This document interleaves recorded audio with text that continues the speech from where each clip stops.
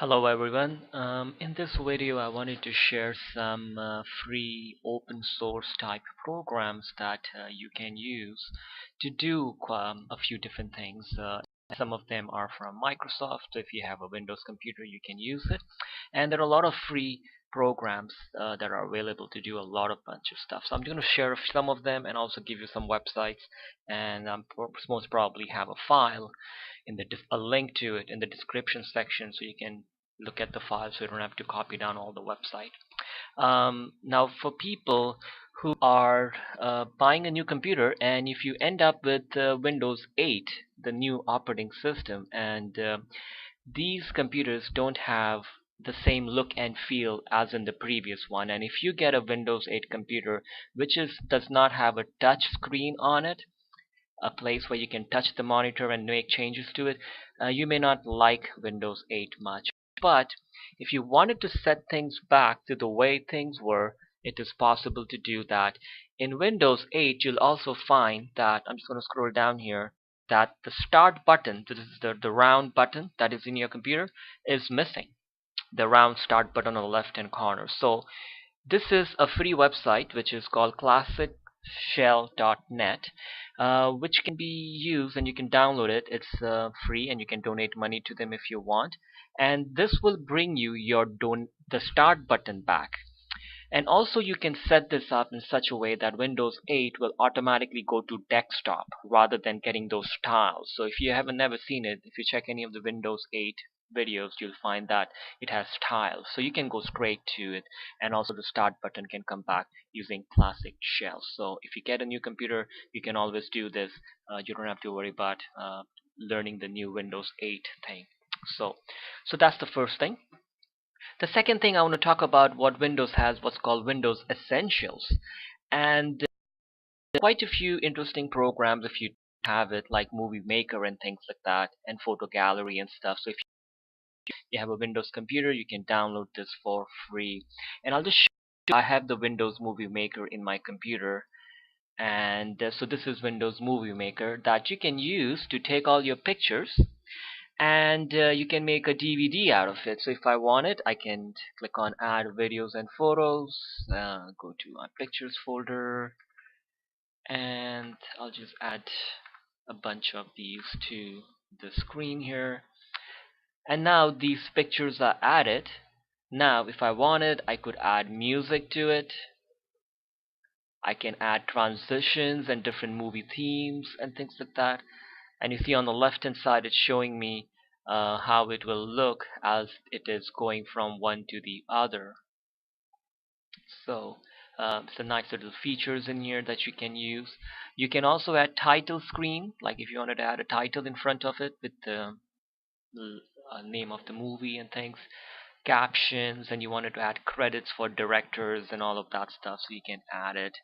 And at the end, when you are done, you can either directly just move it to YouTube, or you could just click here, save movie, and you can choose a format. So you can choose to make it small so that you can email it to somebody.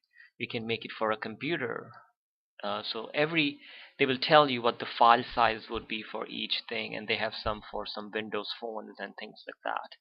So you can try to make a DVD and then burn it to it if you wanted to. So this is a nice little option that you can try. Windows Live Movie Maker. And they got some other options you can look into it too. You can move the pictures, rotate them and things. Just I think in here, like, it will rotate everybody rather than just one picture in this case. But I'm just going to close this. The next to tell you about is what's called GIMP, G-I-M-P. If you heard about Adobe Photoshop, GIMP can be like it. Like, it's not exactly the same, but it is very powerful to edit your pictures and make changes, and there's a whole lot of features in it. So if you needed something, you don't want to spend too much money on it, get this GIMP. It's a free program with a lot of features in it. Um, the next I want to tell you about what is called OpenOffice.org. So this is equivalent of Microsoft Word, Excel, PowerPoint, and Access, which is the database. Now, For work environments, you do want to know Microsoft Office because almost all companies would be using a version of Microsoft Office. But at home, if you didn't need to spend all that money, and I personally prefer not to get the illegal copies, and if you didn't have too much to do, then OpenOffice will do the job, and it's as powerful as Microsoft Office. The only note I'll make is that if you are making resumes and things like that, do email it to a friend who has Microsoft Office to make sure that when they open it in Microsoft Office there are no problems. So OpenOffice is a good thing for all kind of stuff. Along with OpenOffice, there is another one called LibreOffice, and I think they were together, and then OpenOffice I believe is now owned by Oracle. It is still open source, however they've split up. So I think LibreOffice I think is where all the efforts are being done, and I think you might find this much better and adding more features. So check it out if you needed something to do. The next one is called Audacity. Audacity is a open source recording and editing program for sounds.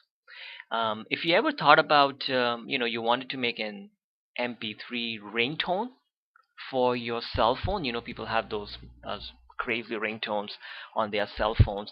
Audacity can be used to do that. So it's a nice little program. I'll just show you quickly. I've got Audacity installed on my computer, and you just go to File, Open. Let's see if I have any recent files. No, I hope I can find something. Um, quickly, music, uh, sample. Okay, so you just open up any of the songs that you have, MP3 files. Now you can cut it.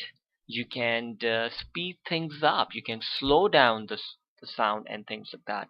And then you just save it, and then you can add it to your phone if you needed it as a ringtone. So this is the way it works, and then you can cut whatever section you wanted. So I could just highlight whatever I want, hit delete, and you see, so I've deleted a whole bunch of middle section, and now here's the song, which has been reduced to 2 minutes 15 seconds, and if I wanted I could make it even shorter.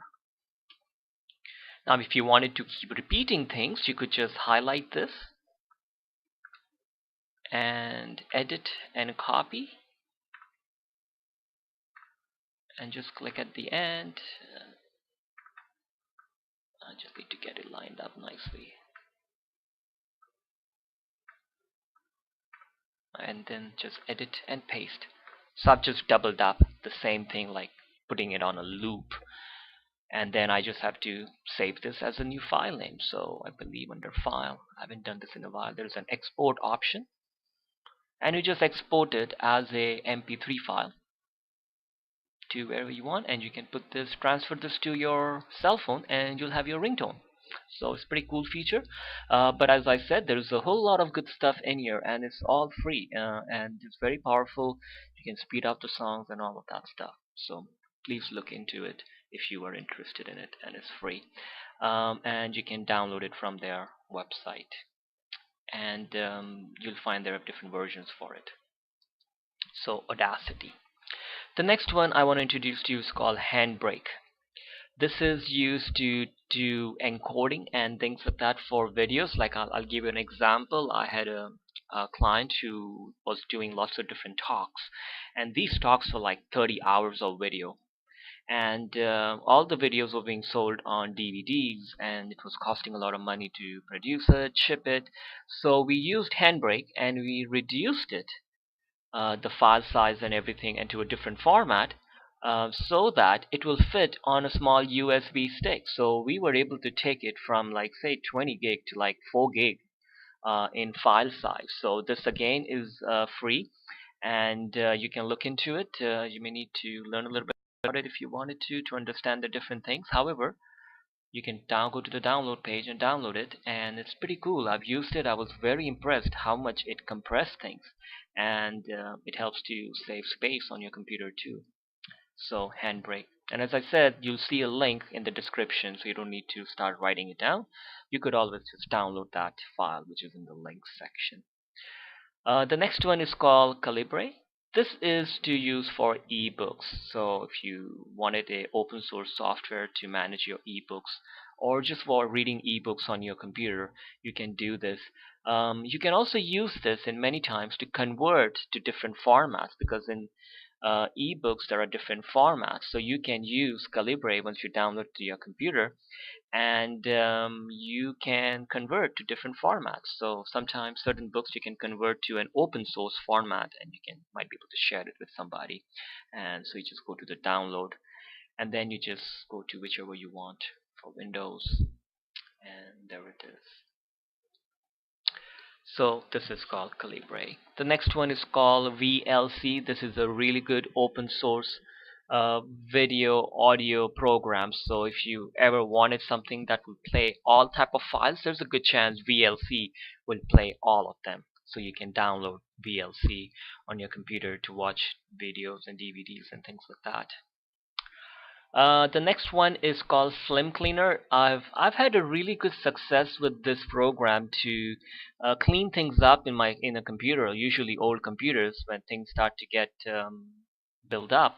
So I use Slim Cleaner. There are a lot of different types out there, registry cleaners and things like that. I find Slim Cleaner to be pretty good.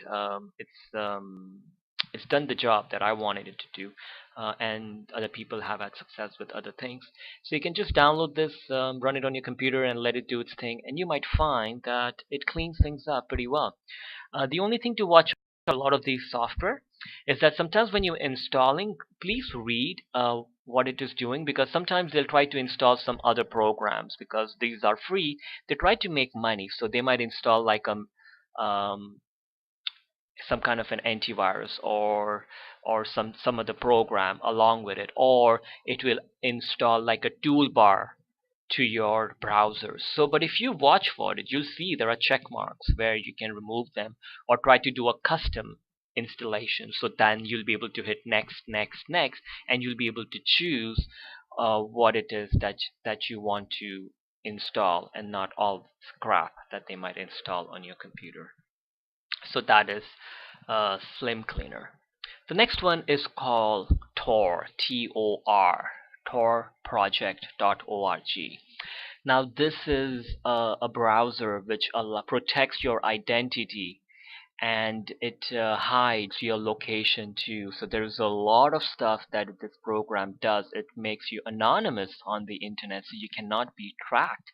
So if you look on the side, it talks about who uses it. So, families who do want to protect themselves, businesses, activists, like in different countries where they may have a little bit limited freedoms, they want to hide themselves from people, and so they are using it. This was actually created by the military, and now it's kind of being allowed to be used by other people too. So if you want, you can download this and use it for various reasons if you needed it.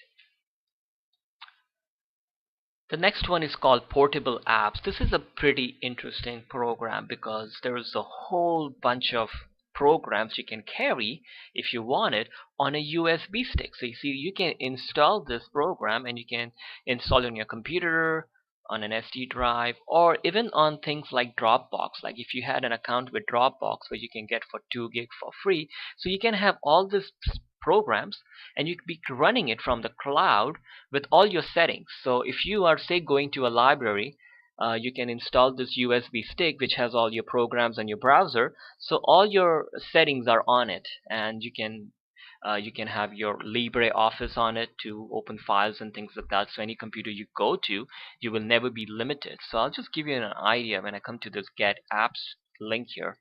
And so they have apps for accessibility, for programmers and things like that, for education-based games, bunch of games. So you can download this and then start installing whichever app you want. Like you get to choose what apps you want. So there's a whole bunch of apps that you can carry in your pocket on a USB stick, so you never have a problem when you go to a friend's computer or anything like that, or to a library. So pretty good. Portableapps.com. The next one is called nearsoft.net. Again, this is like a bunch of a lot of different programs, password recovery tools, network tools, and things like that. So there are a lot of technical stuff, but you'll also find that they have other utilities and tools that you can use to do different things. They tend to be a little bit more technical things. So Nersoft, I'm just going to bring up my Google Chrome here just to show I had too many tabs to open there. MajorGeeks.com. Now this is a place where they have lots and lots of free stuff and also some paid, like there are some where you can use it for a short time and then you have to pay money or it is limited. But if you look on the left hand side, you see they have all these different sections. So you'll find that you're looking for a program, they have most probably listed it here. Always be careful when you're going through these things, but they try to do a good job of cleaning things up to make sure that they don't have any garbage programs here. So it's a whole bunch of stuff in different categories that you can look at.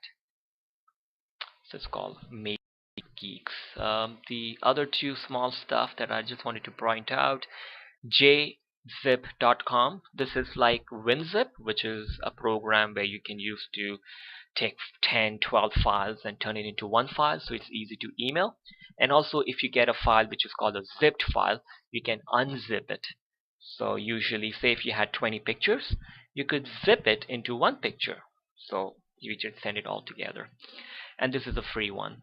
And Winamp, which is again is a nice little audio program, media player program that you can look into if you needed it. I think that should do it. If you know of any interesting programs, please leave a note, a comment, so everybody can come to know about it, and maybe I'll update it to my file, and I'll try to do that from time to time as I come across some interesting websites and programs. Thanks for watching. Hello everyone. In this video I wanted to share some free open source type programs that you can use to do a few different things. Some of them are from Microsoft, so if you have a Windows computer you can use it, and there are a lot of free programs that are available to do a lot of bunch of stuff. So I'm going to share some of them and also give you some websites, and most probably a place where you can touch the monitor and make changes to it. You may not like Windows 8 much, but if you wanted to set things back to the way things were, it is possible to do that. In Windows 8, you'll also find that, I'm just going to scroll down here, that the start button, this is the round button that is in your computer, is missing. The round start button on the left hand corner. So this is a free website which is called Classic. We have a file in a link to it in the description section, so you can look at the file so you don't have to copy down all the website. Now for people who are buying a new computer, and if you end up with Windows 8, the new operating system, and these computers don't have the same look and feel as in the previous one, and if you get a Windows 8 computer which does not have a touch screen on it, back using Classic Shell. So if you get a new computer, you can always do this. You don't have to worry about learning the new Windows 8 thing. So that's the first thing. The second thing I want to talk about, what Windows has, what's called Windows Essentials, and quite a few interesting programs if you have it, like Movie Maker and things like that, and Photo Gallery and stuff. So if you have a Windows computer, you can download this for free. Shell.net, which can be used, and you can download it. It's free, and you can donate money to them if you want. And this will bring you the start button back. And also you can set this up in such a way that Windows 8 will automatically go to desktop rather than getting those tiles. So if you haven't never seen it, if you check any of the Windows 8 videos, you'll find that it has tiles. So you can go straight to it, and also the start button can